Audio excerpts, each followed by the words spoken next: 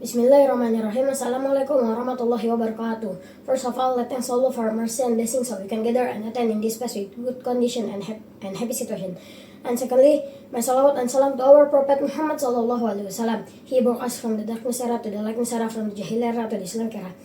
So the first, I will introduce myself. My name is Muhammad Salman Rashad. You can call me Salman. I am from 7th grade junior high school at IDN Backpacker School Sentul.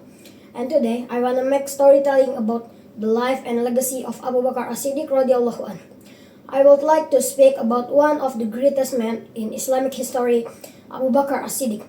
He was not only the closest friend of Prophet Muhammad sallallahu alaihi wasallam, but also the first adult male to embrace Islam and the first caliph after the Prophet passing. Abu Bakar's real name was Abdullah bin Abi Quhafa. He was born into a respected family of the Quraysh tribe in Mecca. Even before Islam, he was known honestly, gentle, and kindness. When the Prophet received the first revelation, Abu Bakar accepted Islam without hesitation. That's why it's called As-Siddiq. The meaning of As-Siddiq is the truthful one. Abu Bakar played a vital role in early days of Islam.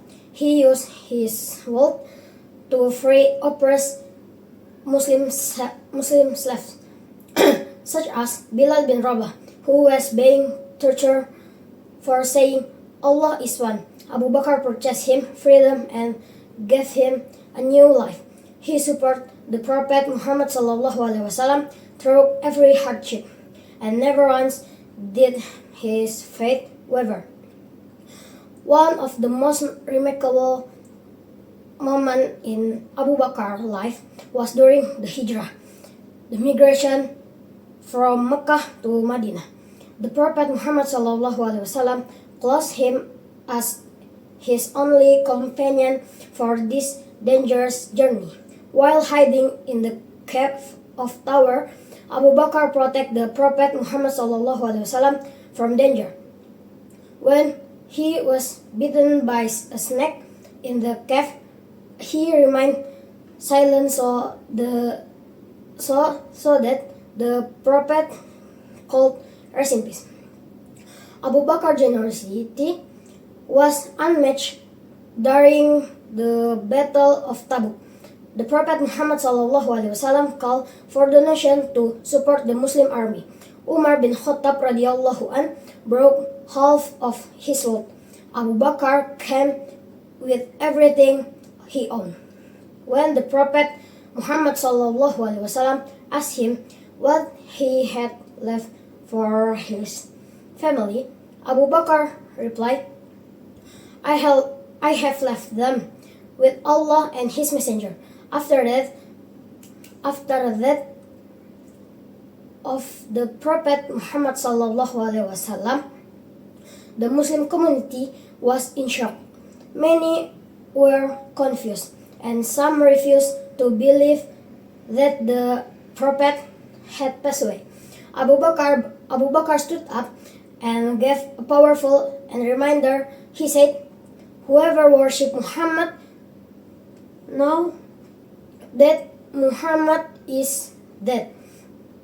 But whoever worships Allah now that Allah is living and never die." The word gave strength to the Muslim and helped bring unity at a time of great sadness. Abu Bakar became the first caliph of Islam, leading the Ummah with wisdom, justice, and humility.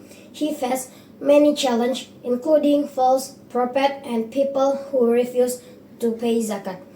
Despite being soft-hearted, he stood firm to protect Islam and keep the Muslim community. He ruled for 2 years, but in the short time, he laid the foundation for the Islamic State. On his bed, before Abu Bakar died, he chose Umar as his successor. showing his leadership and foresight. Okay, in here, we can take the conclusion. So the conclusion is Abu Bakar as-Siddiq radhiyallahu anhu was a man of truth, loyalty, sacrifice, and faith. He loved the Prophet Muhammad sallallahu alaihi wasallam more than anything, and proved it through his actions.